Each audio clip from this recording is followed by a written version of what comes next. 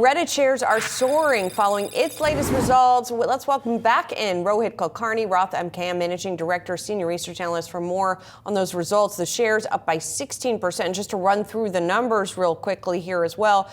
Revenue coming in at $392.4 million. That's better than estimated.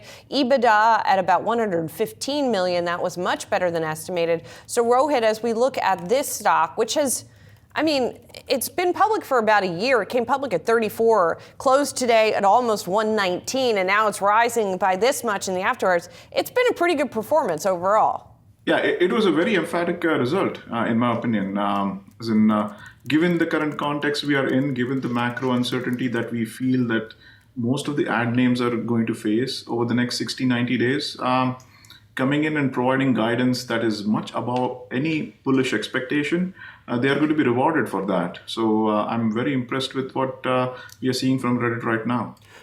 Rohit, you just mentioned sort of the headwinds that these companies that get a lot of revenue from ads could be facing. Can you just kind of break down what you're talking about there as far as how the potential uncertainty and slowdown could weigh on ad companies? And I guess the second part of that question would be the stock's now up 17%.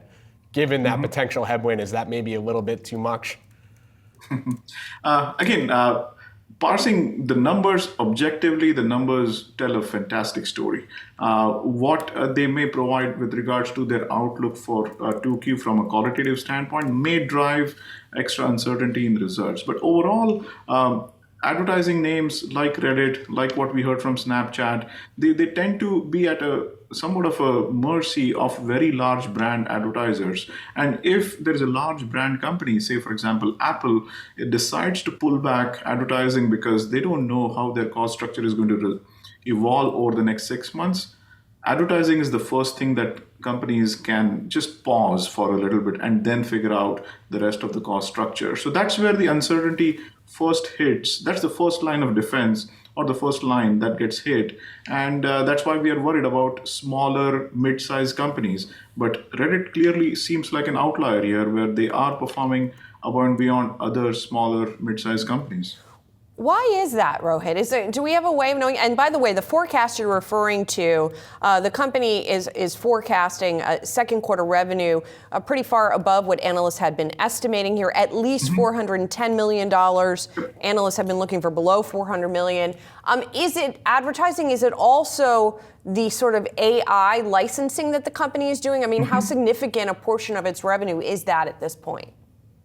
So at this point, the licensing revenues, licensing deals that they have signed, two significant ones last year, one with OpenAI, one with Google, they pay about $15 to $20 million per quarter. So they are not significant drivers of growth this year. Having said that, they are pretty big drivers of profitability. So that people cheer Reddit for that with regards to as compared to Pinterest or Snapchat that do not have similar deals with very high margins.